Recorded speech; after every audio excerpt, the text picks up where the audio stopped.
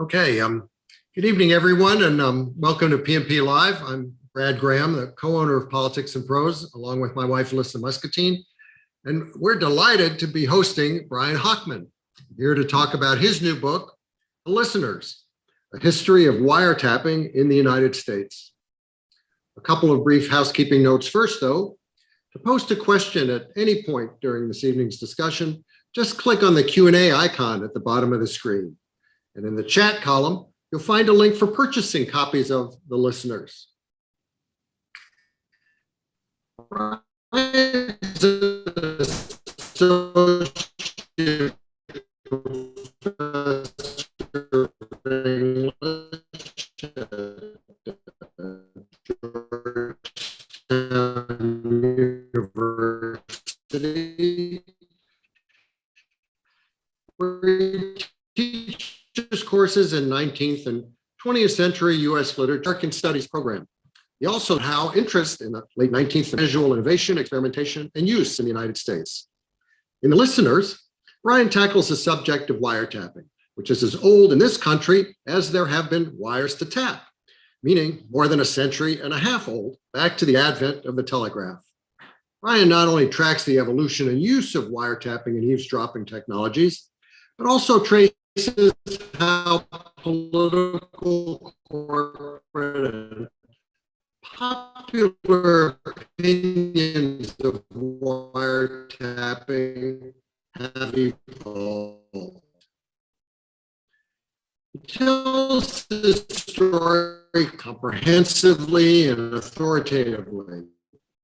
And he places it in the larger context of, as he puts it, what it means to live in a network society.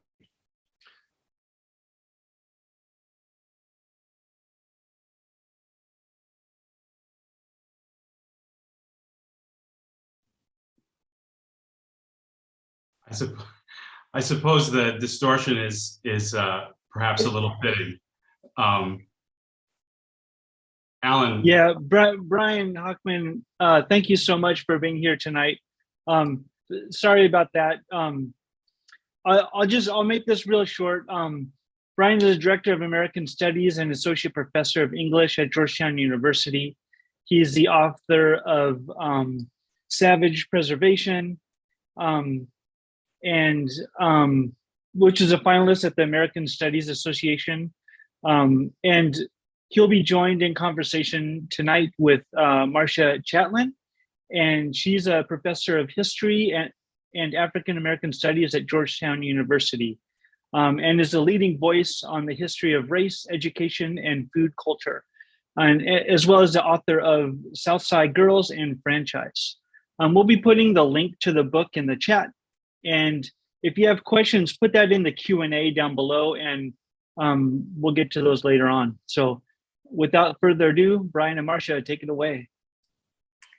Thank you so much, Alan, and thank you everyone for joining us to celebrate the publication of The Listeners by my friend and colleague, Brian Hochman. And we've had the pleasure of celebrating both of our books coming out around the same time. And so this is really exciting. I think we'll start with Brian. Why don't you tell us about The Listeners? When I think of this book, I think, who is listening? How are they listening? And what are they listening for?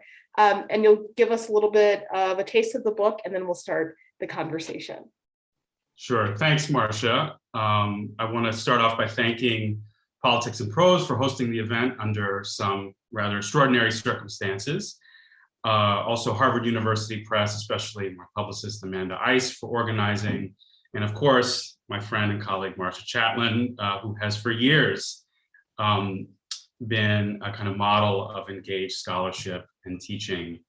And also she really helped me finish this book in ways that only she could know. I'm gonna do just two quick things before we start our discussion in earnest. I'm gonna explain the stakes of the book, and I'm also, as Marcia said, just gonna give you all a little flavor of what it feels like. So this book, The Listeners, explores the history of wiretapping and electronic eavesdropping in the United States from the age of the telegraph in the 1860s to the very near present. The central story that I tell in the book is how it is that wiretapping goes from a dirty business associated with criminals, gamblers, and con men, and evolves into what is essentially an acceptable law enforcement tactic used widely in the investigation of crime and the protection of national security. I should say off the bat that this is not really the book that I had envisioned writing. When I started out more than 8 years ago, I envisioned myself telling a story about spies and secrets, a story that probed the paranoid recesses of the past and got behind redacted documents and used the resources of the Freedom of Information Act and so forth. As I worked through the sources, I instead uncovered something much more prosaic. Tap telephones in civil suits and divorce cases, bugging devices in boardrooms and labor union meetings, and finally, electronic surveillance techniques of all sorts flourishing on the nation's streets in the hands of the police, the entity that turns out to have most used and abused electronic surveillance over time. And the characters who turned out to be critical to the story that I was uncovering weren't government spies working for shadowy agencies. They were instead private investigators and police detectives, bootleggers and mobsters, adulterers and civil liberties activists, politicians, and even film stars. There are even a really fascinating bunch of evangelical Christians who show up in the story, led most notably by Billy Graham, who actually financed and starred in a film about wiretapping in 1955. These are just some of the people, the individuals, the groups behind the wiretap's public face. And the book that I've written tries to outline for a broad audience the surprising world that they made. A central argument that I advance in the listeners is that the rise of law and order politics in America helped to normalize the practice of law enforcement wiretapping. It turns out that state and federal agencies like the FBI and the CIA came relatively late to the wiretap game. It was only in the aftermath of the nationwide panic over race and street crime in the 1960s, almost a century after the invention of the wiretap, that lawmakers in Washington found a way to institutionalize the government's wiretap authority, something that they'd actually been struggling to do for decades. And I think this is a really important argument. It situates US state surveillance not as a knee-jerk response to fears about communism or terrorism and other threats to the domestic order, but instead as a kind of gradual accommodation to the political priorities and law enforcement imperatives that have built the modern American carceral state. Moving back in time, it was the war on drugs, and well before it, the war on alcohol, that helped turn the wiretap into an acceptable investigative tool. And it's here in the throes of the battle over prohibition that I want to start our conversation. I just wanted to read a little bit from the beginning of the book's first chapter, which is titled Stolen Signals and Whispering Wires. The 18th Amendment to the US Constitution prohibited the manufacture, transportation, and sale of alcoholic beverages across America. It also created a thriving Black market for booze and an entrepreneurial class of criminals who rallied to capitalize on the thirst of a nation gone dry. Few enjoyed more success than Roy Olmsted, a former police officer known throughout the Pacific Northwest as the king of the bootleggers. During the early years of Prohibition, Olmsted smuggled more than 200 cases of liquor into the city of Seattle every day, a volume of traffic that annually netted his organization as much as $2 million. By most accounts, the story of wiretapping in America begins when federal officials decided to make a last-ditch effort to stop him. A bootlegging operation as large as Olmsted's had many moving parts. Running them required careful coordination. The liquor that Olmsted was peddling originated in England and arrived in the Pacific Northwest via Canada. To transport wholesale shipments into the country, more than 4,000 cases at a time, smuggled across the northern border, Olmsted chartered 3 Canadian freighters that sailed from Vancouver to a small island just beyond American waters. Speedboats met the freighters there to collect their cargo. Then they whizzed off to rendezvous with Olmsted's men on the coast of Puget Sound. On shore, a fleet of trucks conveyed each shipment to an underground storage facility on a 10-acre ranch just outside of Seattle.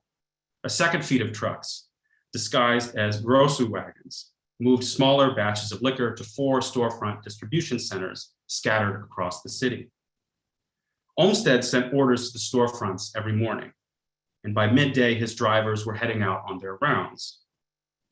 They used 4 different automobiles to make their deliveries, a Cadillac and a Packard for orders headed for wealthy clients and downtown speakeasies, and 2 Fords for orders headed to everyone else.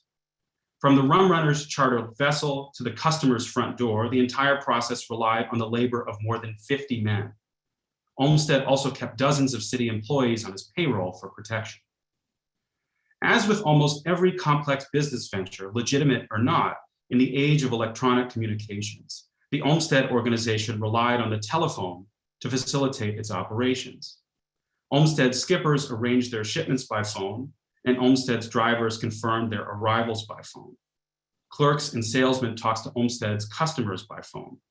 Packers confirmed the day's orders by phone, and dispatchers relayed instructions to delivery men by phone. Patrol officers at the Seattle Police Department, their pockets fat with graft, used the telephone to warn Olmsted's underlings of impending government raids. Olmsted himself relied on the phone to manage everyone he employed.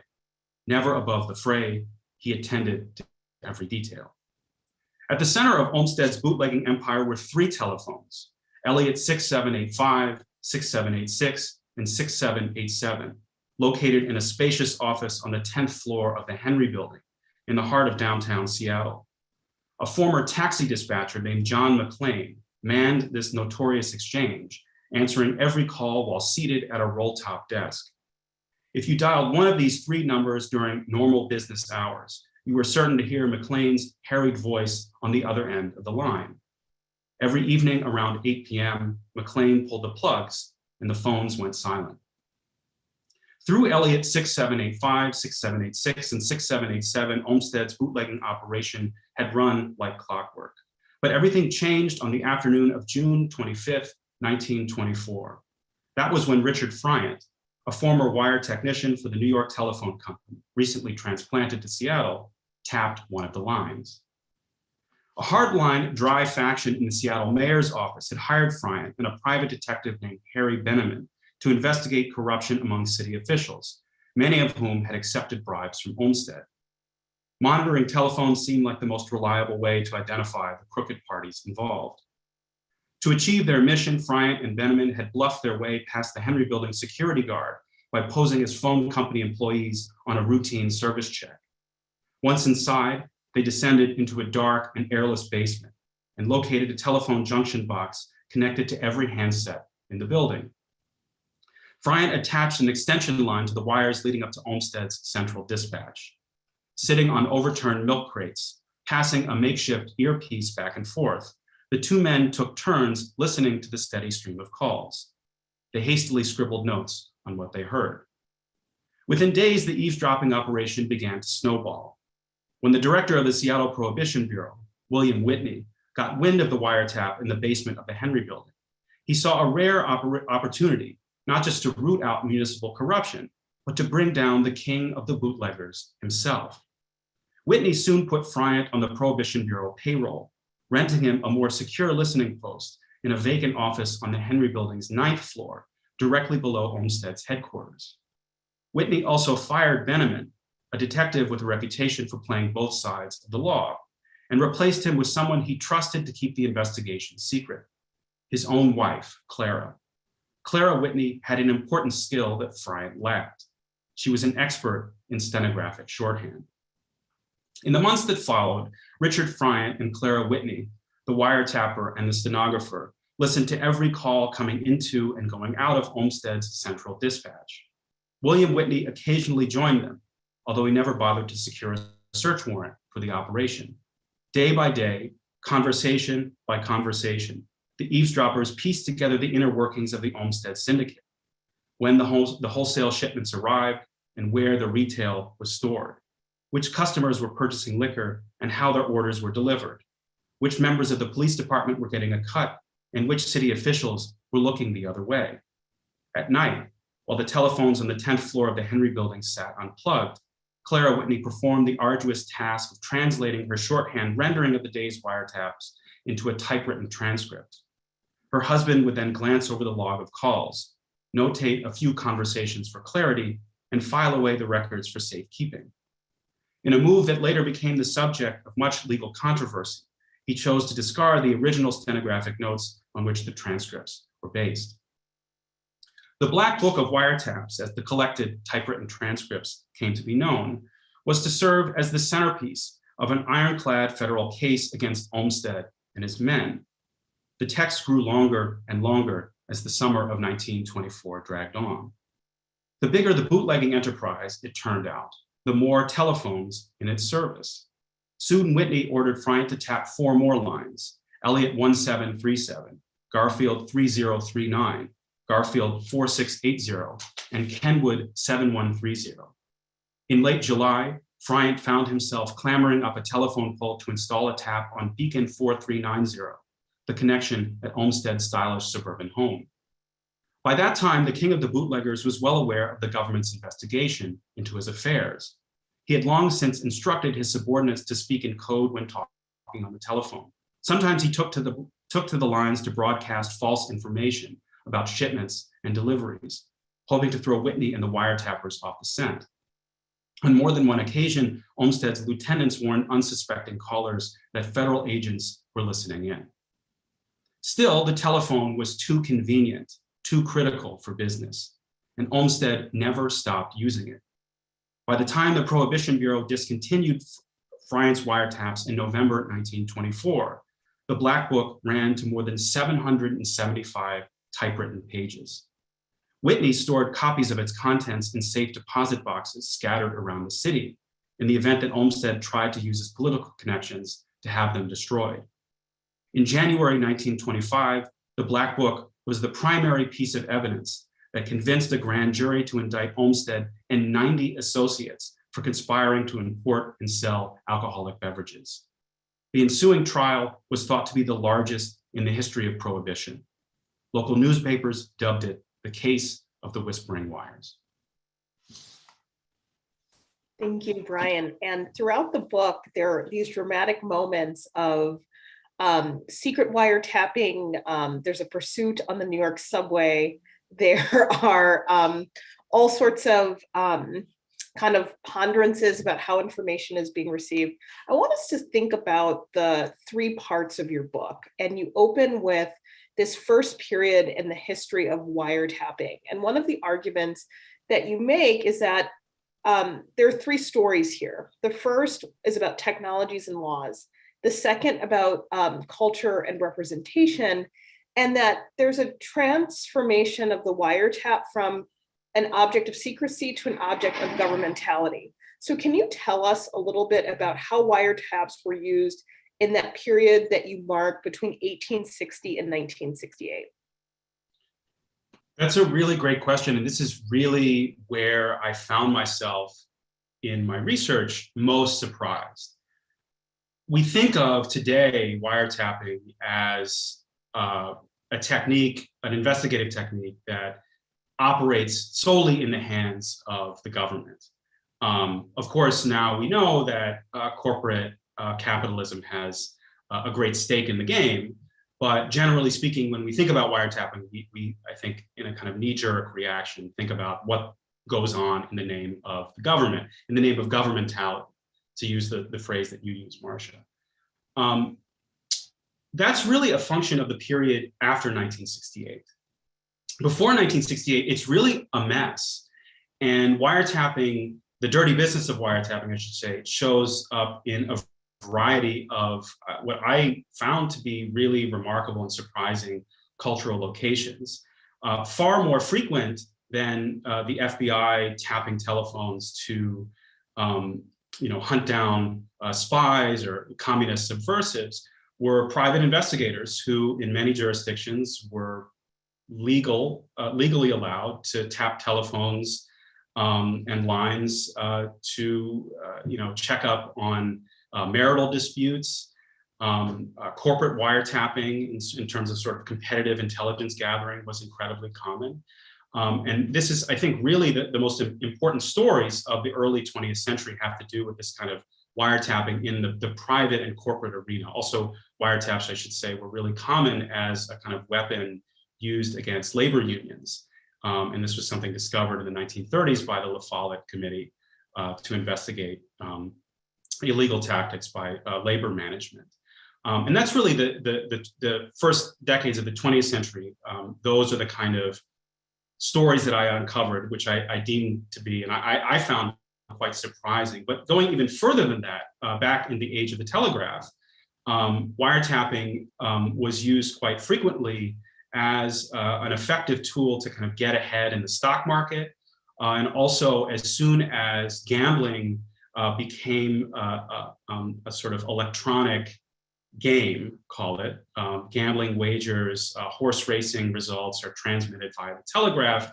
This opens the network to tapping and wiretappers. And I uncovered some really fascinating stories of kind of former telegraph officials who kind of go rogue and tap horse racing pool room lines in order to make surefire bets on the racing results and make fortunes and ruin lives.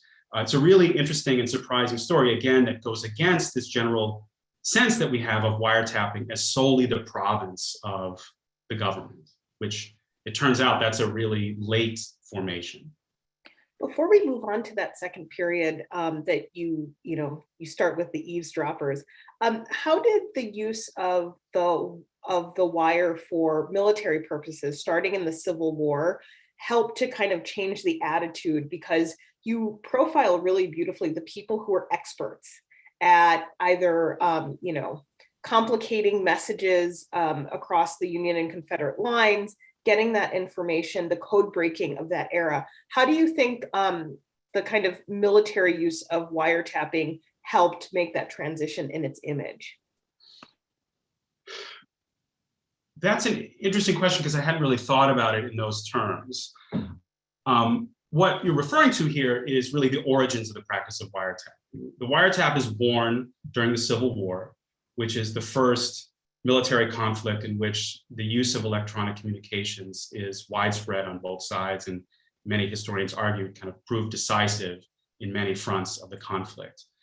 Very quickly, as soon as Union and Confederate lines are up, Union and Confederate signal operators are tapping those lines, both to intercept kind of communications between, say, military battalions on the front and command in Washington, or vice versa on the Confederate side, but also to transmit disinformation. And this is because wiretapping devices in the earliest iteration could both listen in, so to speak, to telegraph communications, but also send messages.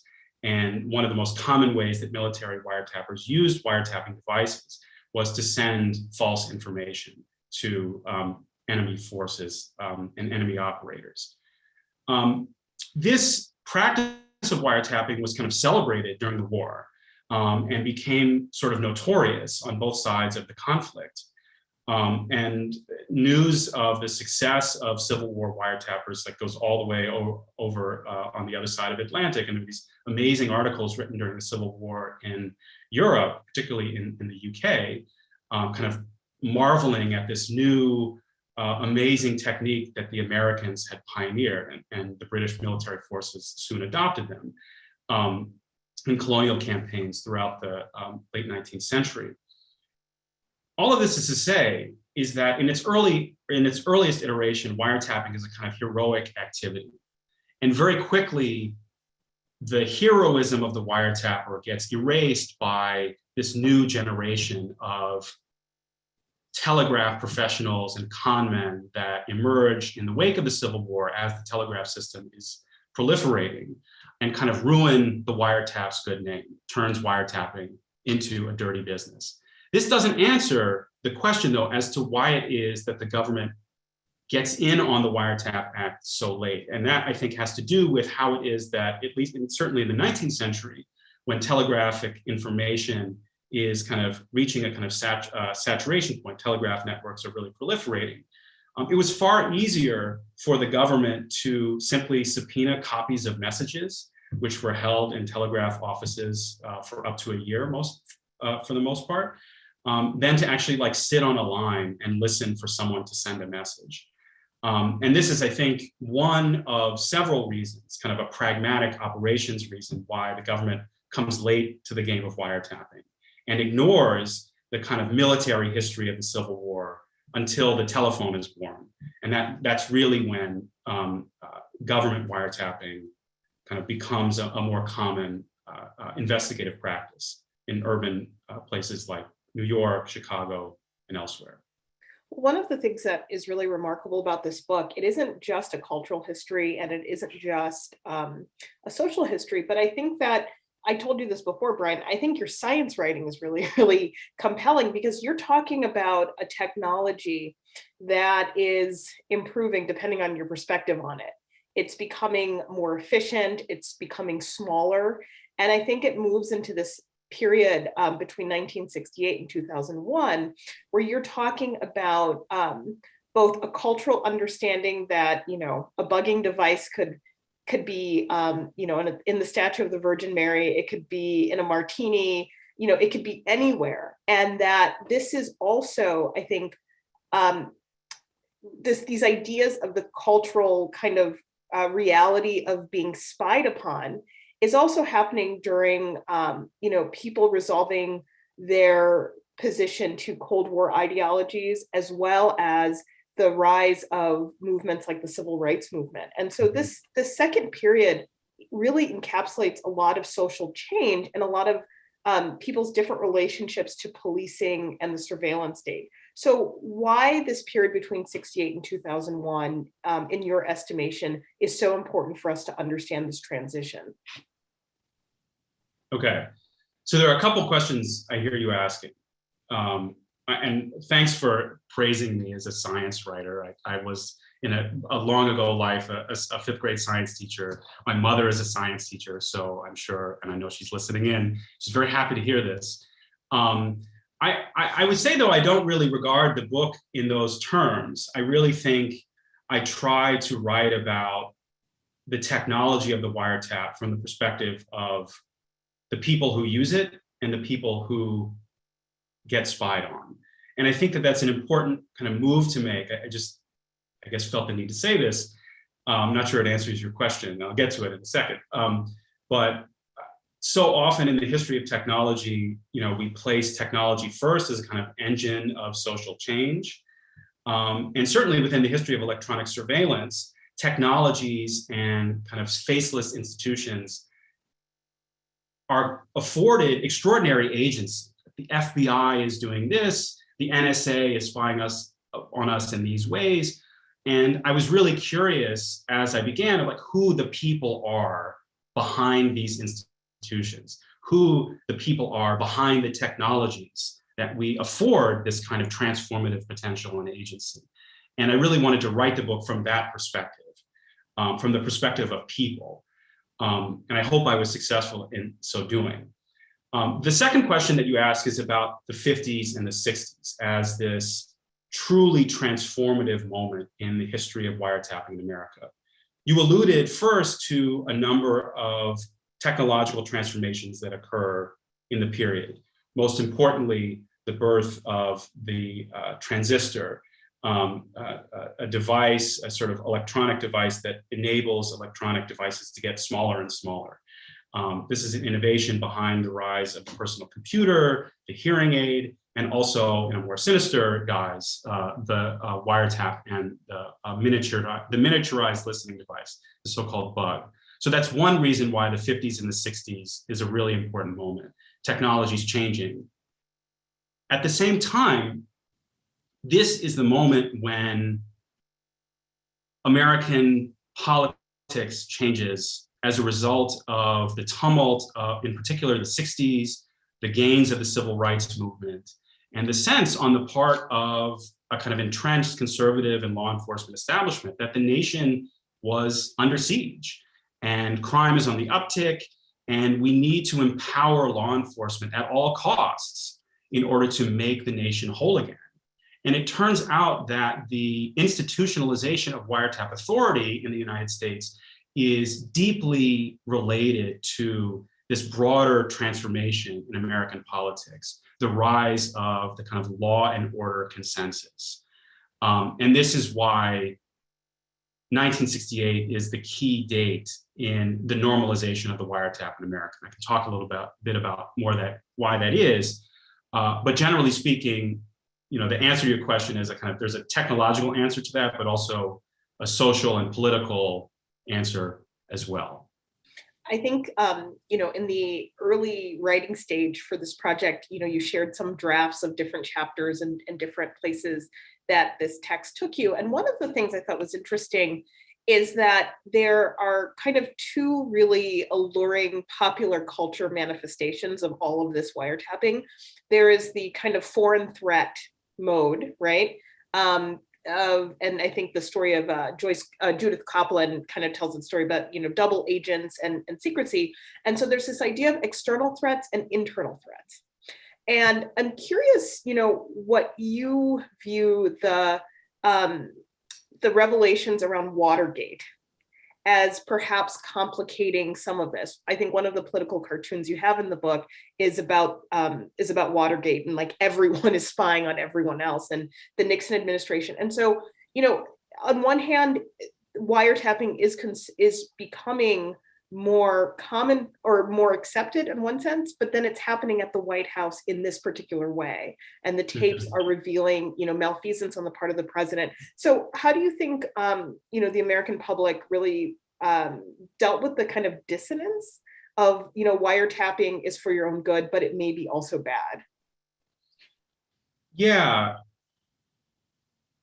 A couple ways I think I'd answer that question. Watergate is a kind of interesting moment. And obviously over the last several years, Americans have returned to the Watergate story for a variety of reasons. And I know that there's a very fine book, new book, History of Watergate, that just came out, and I can't wait to read it. I think the myth that most Americans subscribe to is that Watergate sparked this kind of paranoid tendency in American political and cultural life. And the conjunction between Watergate in 1974 and also Gene Hackman and Francis Ford Coppola's great kind of paranoid thriller featuring Gene Hackman, The Conversation, is, you know, appears in that same year as well. And I think that the dominant consensus is that, like, this is when the kind of evils of the wiretap and the government's abuses of electronic surveillance kind of come home to roost. But what I try to show in the book is the extent to which those fears, those kind of paranoid tendencies, were really in place much earlier. And Watergate doesn't so much spark as corroborate the sense that electronic surveillance is essentially everywhere in American life. And this is a moment in which, despite some of the watershed privacy protections that Congress passes in the same period, Americans really become resigned to their fate, that this is just how life is in a network society. Wiretapping is everywhere, and we might as well accommodate ourselves to that reality. And what's surprising is how quickly culture and politics make that turn. In 1964, decades earlier, a decade before Watergate, there's a much different kind of political coalition surrounding the issue of communications privacy. And wiretapping as a dirty business, as a kind of affront to civil liberties and also civil rights, was, I think, a kind of mainstream political position. By the 1970s, in the age of Watergate, despite the kind of salacious revelations that the scandal showed us. I think most Americans were kind of resigned to their fate. And really, it's the rise of the Law and Order Coalition that is central in that transformation. Folks, continue to put your excellent questions in the Q&A. I just have two more questions for you, and then we'll open it up to the audience. You know, this last period of the book looks at 2001 to the present, thinking about September 11th and our kind of current relationship to data and information as a kind of a new set of realities about the intersections of technology and politics. In your view, how have the courts also facilitated and, you know, kind of reintroduced surveillance as a commonplace part of our lives in light of the fact that, you know, the term, not the dirty business, what am I saying? The dirty business, yeah. Yeah, the dirty business, that's from Learned Hand, or that's from a Supreme Court case. That's correct. Yeah, that's from 1928. That's so how do the courts kind of facilitate this process, especially after September 11th?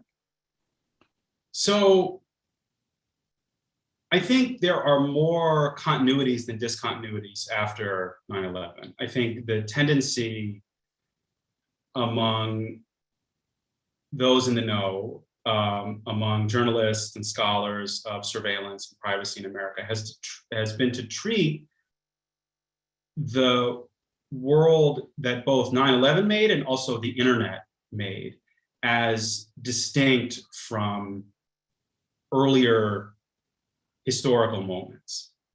And what I've really come to understand in doing the research for this book is that may miss some important through lines.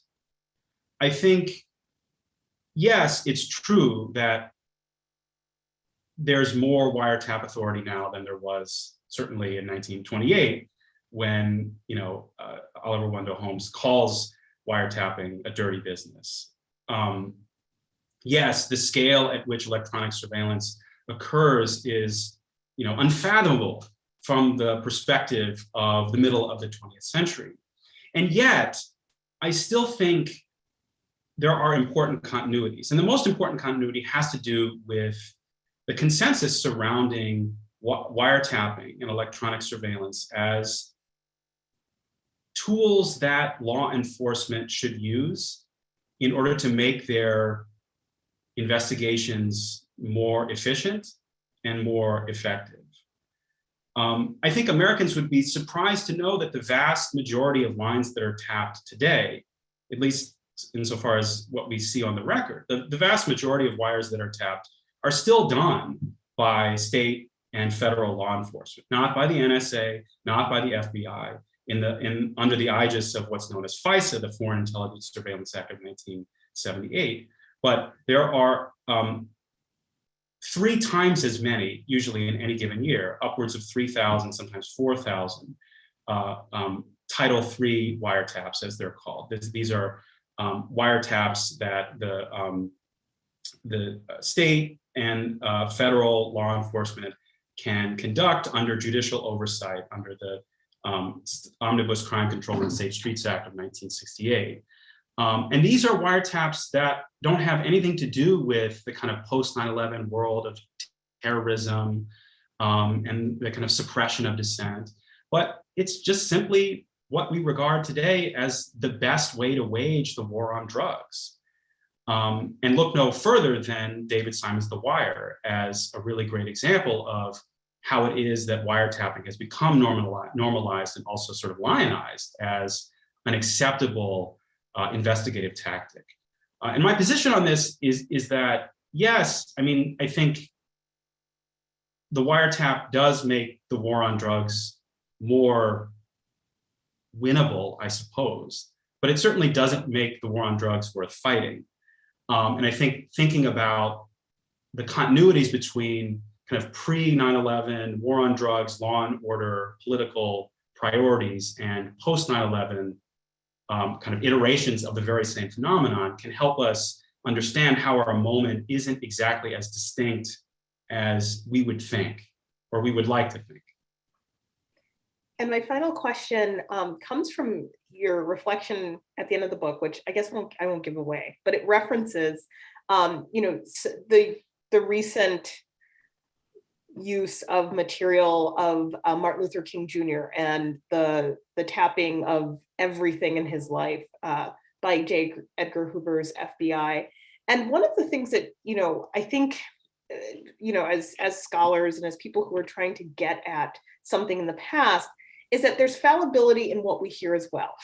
Mhm. And that every source has to be understood within a context. And so, people like King, people in the movement knew they were being listened to, right? And so this changes what they say and how they express themselves. And so in your process of conducting research, what were the materials you looked at, and what are the different kind of lenses and filters you had to use in order to get to this story?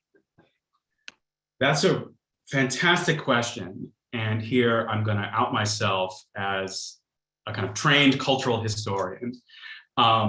And for me, the most important sources were cultural sources. Of course, I read, I did do a lot of FOIA work, and I did read, classified documents, and I did read thousands and thousands of pages of congressional hearings and government reports.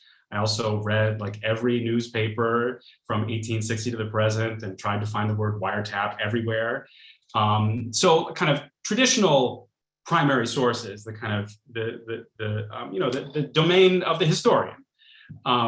However, I also really found myself captivated by the pervasiveness of the wiretap as a point of fascination in American public life and popular culture, really from the late 19th century to the present. I mean, it's really everywhere. The list of films and novels that contain wiretaps, I mean, it's a list as long as you can imagine.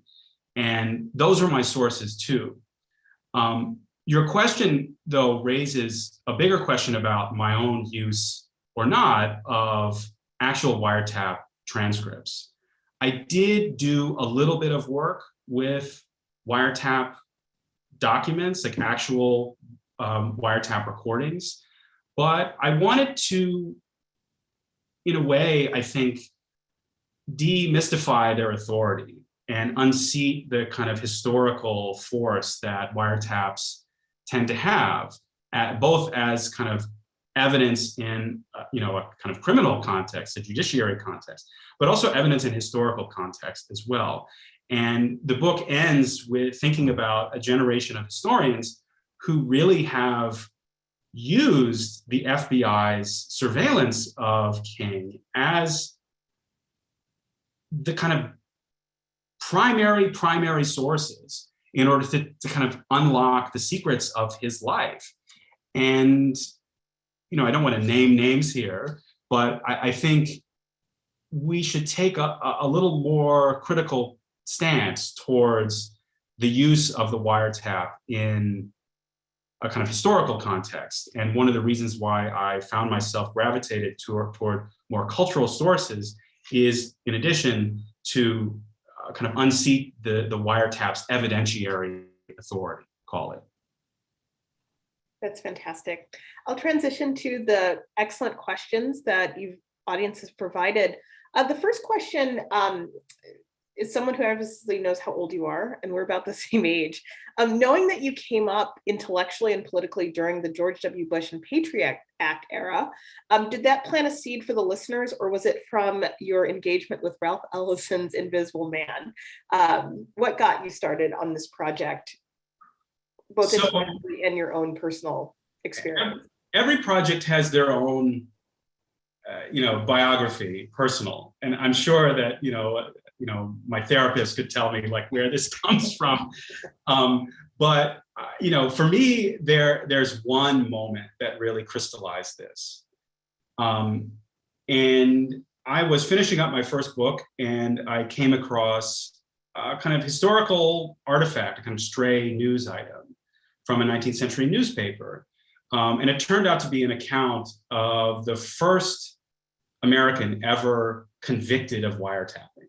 This was a stockbroker, a kind of rogue stockbroker named D.C. Williams. He went by many different names, who had a very elaborate wiretapping scam up and running that enabled him to listen in on confidential corporate communications and also transmit those communications to a kind of syndicate of stockbrokers who made moves on the inside information.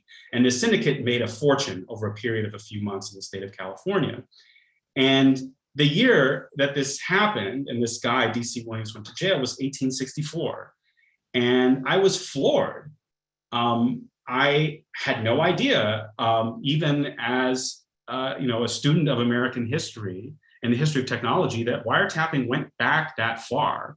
And I said to myself, boy, it would be really interesting to read a book about wiretapping and the history of wiretapping in the United States that isn't focused so much on the present.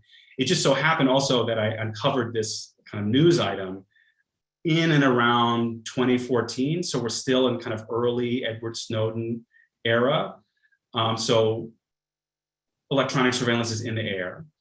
And very quickly, I did some Googling, I did some, more scholarly digging, and I discovered that no such book existed. There was no history of wiretapping that wasn't written from the perspective of one, kind of legal history, or two, simply the present. And I sort of said to myself, wow, maybe I should be the one to write this. And 8 years later, here I am. I don't think there's really any deeper significance than that. I mean, I do think there are through lines in some of the kind of preoccupations I have in terms of my own scholarly work, in terms of how information is packaged, how we record information, how we communicate culture. But really, this book is the product of a happy accident. And I have really been excited over the last 8 years of kind of training myself in the field, so to speak, and seeing where the history took me. And I fell in love with the sources and the protagonists that I encountered along the way. One of the questions you received, and I think that your presentation, troubles this idea of Watergate as the, first kind of major high-profile case of wiretapping. I mean, a lot of the cases that you present are quite high profile. But the second part of the question, I think, is really intriguing. Wiretapping has evolved that an unassuming American subject might not expect.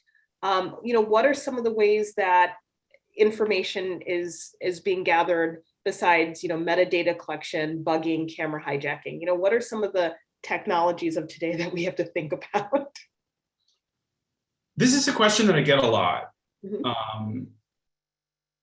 And I think the nearest analog that I can think of in terms of the wiretap's place in American life circa 1966 or even 1974 in the era of Watergate, and what we know and experience today in 2022 is the technology of facial recognition. Facial recognition, as our colleagues at the Georgetown Center for Privacy and Technology have uncovered, is pervasive, both in law enforcement and in the corporate arena. And it's a technology that operates in a real gray area of the law.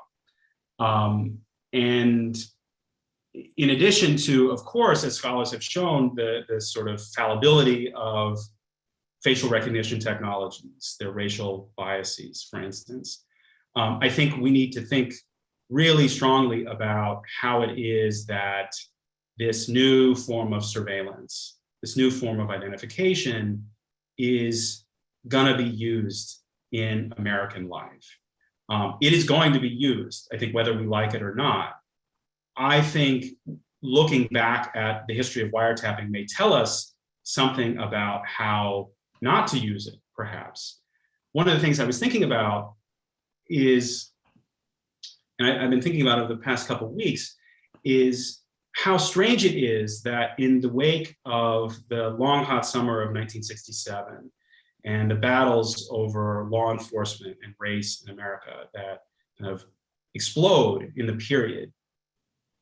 Congress's answer, Washington's answer to the call of the streets was to empower law enforcement and give law enforcement all tools necessary to make America whole again.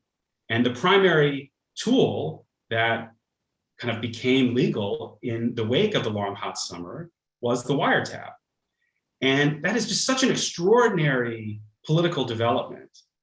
The kind of equivalent would be today, in the wake of the summer of George Floyd in 2020, empowering law enforcement to use facial recognition under judicial oversight, which I think all of us would be outraged by as a kind of outcome. So I think,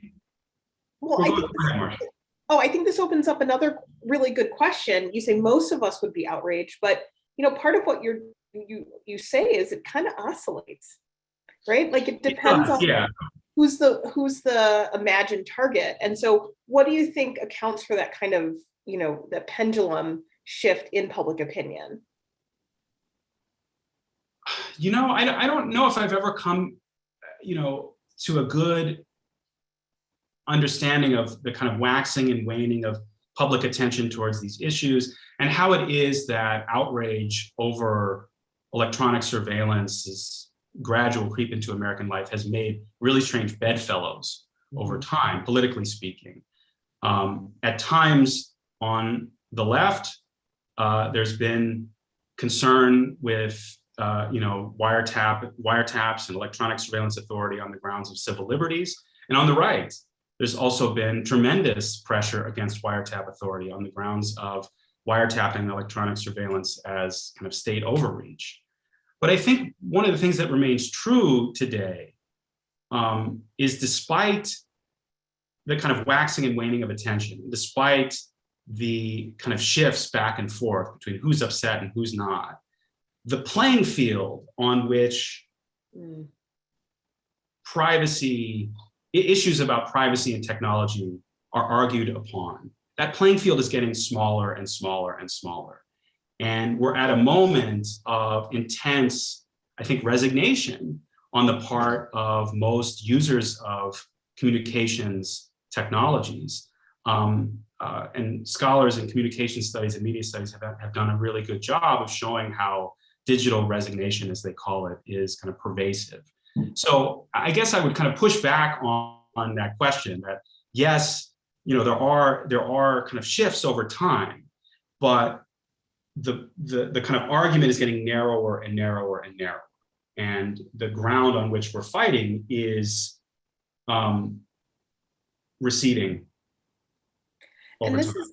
This is a good transition to this question about, how much you address wireless surveillance and cyber. Do you think that our attitudes about kind of privacy and data and information have also shifted because we get something in return, right? We get social media accounts, and yes, someone might be watching, or maybe we disclose more information, but there's so many beautiful pictures and things to buy, and I think it's analogous into your book when you start talking about private telephone lines, like the breaking up of just the different relationship people have with telephones, right? Telephones are more private, more secure, but then there's this surveillance. So like, how do you think wireless fits into all of this? Wireless is in digital, or so? Yeah, like digital surveillance. Okay, so, I think there are always trade-offs. And we need to be aware of the trade-offs. And when I spoke about the scholarship on this phenomenon known as digital resignation, the trade-off of convenience and access is one that we make every day.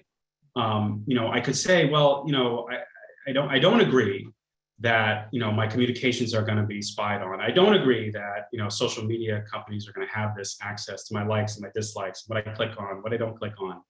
But then I wouldn't have access, and I wouldn't have the kind of convenience of the world of consumer culture at my fingertips. And those trade-offs, I think, are getting more, I think we feel them more and more, but they've always been there. I think about some really interesting kind of work that I did early on when I was at the AT&T archives in San Antonio in 2016. I was looking into the history of what's known as civil listening at in the Bell system. So basically, in the early telephone system, in order to ensure that individual callers were connected to their destinations, operators, real live operators, had to listen in, usually for about 10 to 20 seconds. And there was a lot of hand wringing at the time. This is like the 1910s, all the way into the 1920s. What does it mean for this new communications environment to depend on these human intermediaries, the operator, and operators who we kind of give free rein to listen to our conversations, whether we like it or not. And Americans kind of came down on the side, well, yeah, like this is kind of like how the world works now. This is how technology works, and this is a kind of necessary evil. And the convenience of telephonic communication far outweighed the inconvenience of the eavesdropper, the operator. And I think that trade-off is I think a central trade-off in the history of technology in the United States, certainly when it comes to surveillance and the kind of ever present and always fluctuating issue of privacy. Well, we are at our last minute, and I want to respect everyone's time. The final question that I think every writer gets, and you don't have to answer it. You can either answer what's next, or are you more paranoid after writing this book about who is listening to the things that you say? Am I more, I'll answer the second question first. Am I more paranoid? I'd say no, I'm not. I'll leave it at that. Okay. I'm a pretty paranoid person as it goes, as my friends and loved ones know, as you know, Marcia. So maybe I'm not paranoid. I couldn't be more paranoid than I have been. Understood. And as for what's next, there are a couple different irons that I have in the fire, and I'm not sure I can say much at the moment about this new project that I'm working on, because it's still kind of under discussion, negotiation, but it's going to be hopefully about a kind of broader history of electronic surveillance in American life, and thinking about the history of biometric surveillance, the history of data surveillance, and also visual surveillance, from the fingerprint to facial recognition technology. I'll leave it at that as well. Well, we are all so curious and we're so excited. Congratulations, Brian, on the listeners. Please use the link to order your copy. And on behalf of everyone who's your friend and your colleague, we are so proud of you. Congratulations. Thank you, everyone. Yeah, thank you, Brian, so much. And Marcia, that was a fantastic job moderating. It was a great conversation, you guys. And I don't know, I didn't dig into all of that information. I can't wait to read, but I'm probably already overly paranoid now. But this is great. We do have signed copies in the store. So if you click on that link, please request a signed copy, and Brian will come in and sign more.